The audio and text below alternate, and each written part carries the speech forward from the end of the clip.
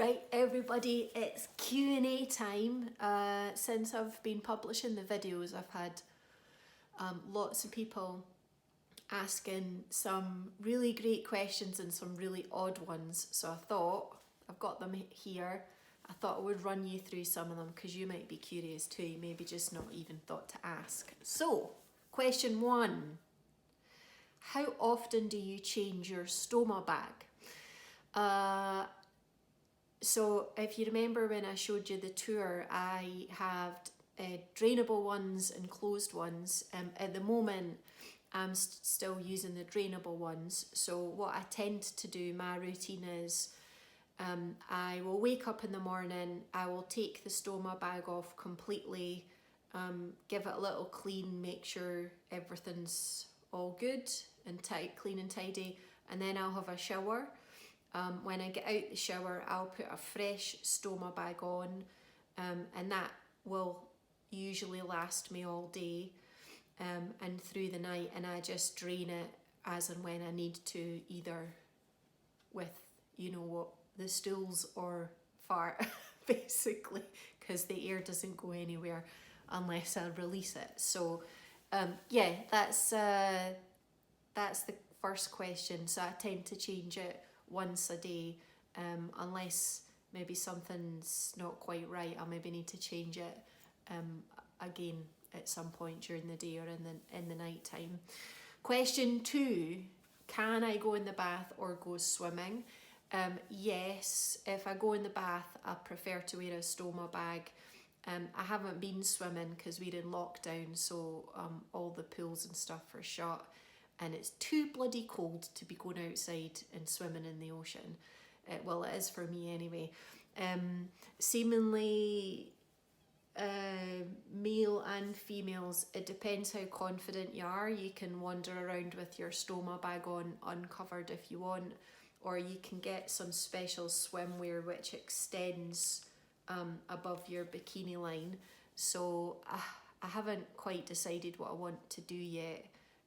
It's not really come up as an issue, but if I end up getting some extension to my swimwear, I will let you know and give you a little tour of it. Question 3, do you get and use gloves? No, so I just make sure my hands are clean. It's kind of just like changing a baby's nappy, too much faff, so just make sure my hands are clean. Wipe, clean, new one on.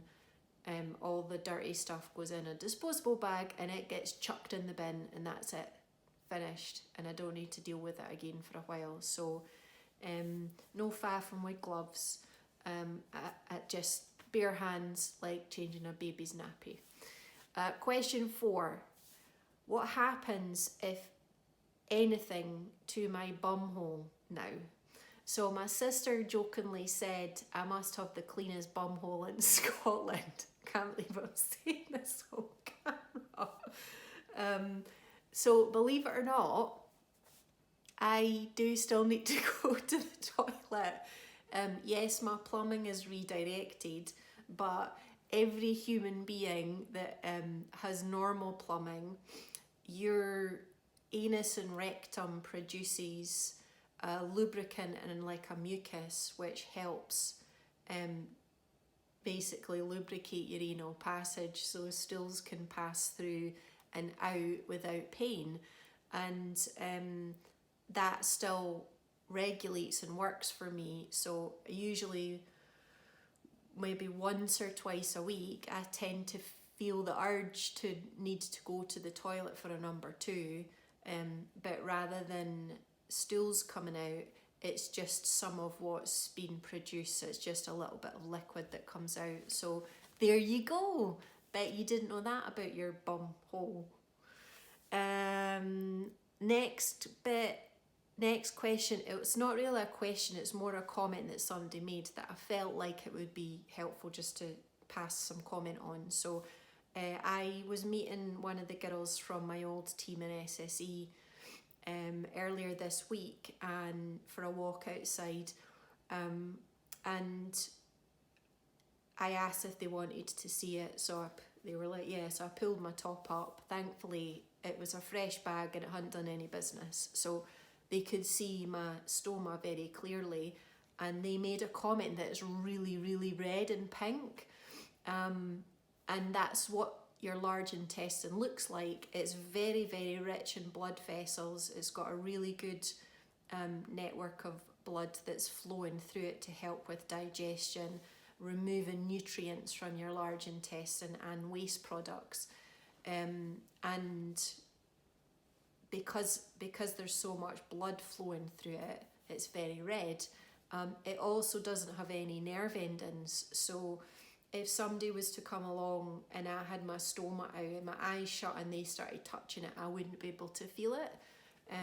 So yeah, that's just another extra little bit for you. No nerve endings in your large intestine, and it's very red because it's very rich in blood vessels, and it's got a really good blood supply to it. Question 6. How does your intestine not get sucked back into your body?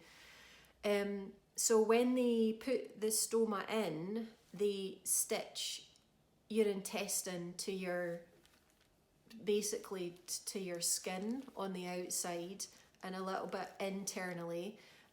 The stitches are slow dissolving, and it just heals like a wound, where you maybe cut your finger and it's open, and eventually it closes and heals over, and through time, if it's not deep enough, it disappears and you don't even see. So that's exactly what happens.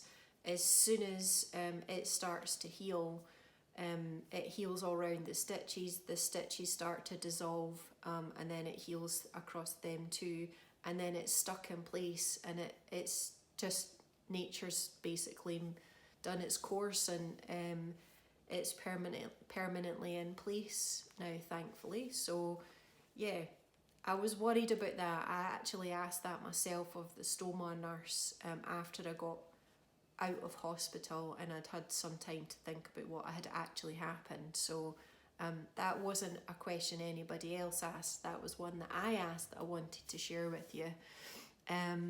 Question 7. Does it have a routine? Kind of. Sometimes if I change what I'm doing with my food, which is the case kind of through chemo and things, it can mix it up, but generally speaking, mine's tends to do its business kind of late afternoon, evening, sometimes through the night, and maybe a wee bit in the morning, and then it goes quiet for most of the morning, lunchtime and early afternoon, which is good when that's usually when I'm moving around. But it's not like my old routine where I'd maybe go once a day, around a similar time, unless I'd eaten a massive meal or something the night before. It tends to do little fits and bursts. So rather than me going to the toilet for 5 or 10 minutes and that's me done, it just does its business. It just takes a little bit longer for the waste to come out. So question 8.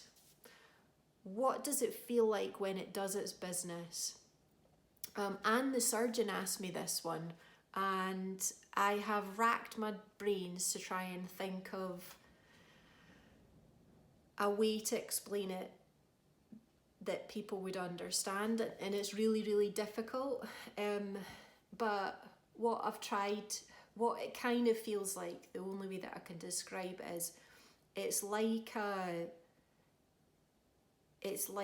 faint cramp, but rather than it just squeezing in one area, like tensing up, it's like a faint cramp that moves, that's like pushing, which is kind of what's happening, because cramp is like a tense muscle contraction, and your bowel is contracting all the time.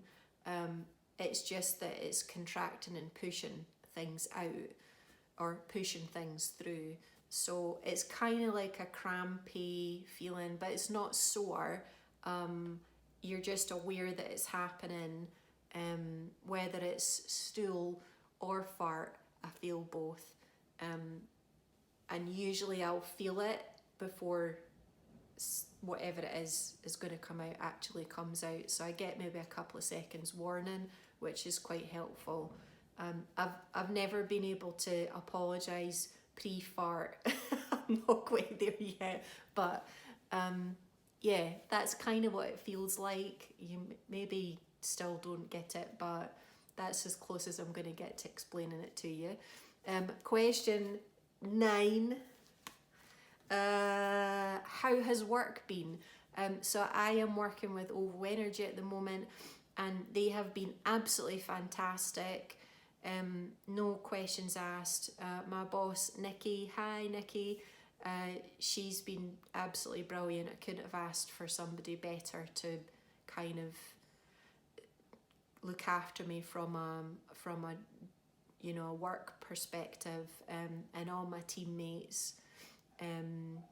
They've been absolutely fantastic. I think I got a nice big card over there from the team. They've sent in some flowers when I was first in hospital, when I got out of hospital, and they've been absolutely brilliant. No pressure to come back.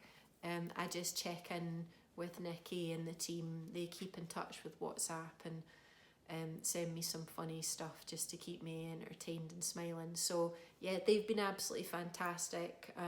Thank you, Nikki. Thank you, team, and all the other OVO and SSE employees that I've kept in touch and sent their well wishes.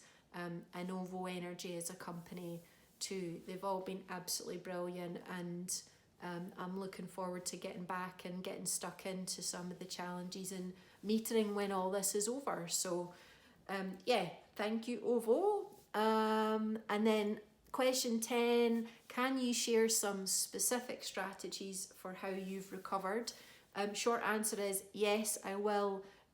I'll start doing some over the next couple of weeks, because there's a wide range of sustenance, so diet, nutrition, supplements, hydration, exercise, both higher intensity stuff and lower. There's some social stuff, there's some mental and psychological strategies that I've been using, and probably plenty more if I kind of think back. So yes, I will share some of those with you over the next couple of weeks and months, and you can try them and see what you think if you're interested in seeing what the results are like for you. So I'm going to finish the questions now because we've done 10. If you've got any more, let me know and I'll do another version of this.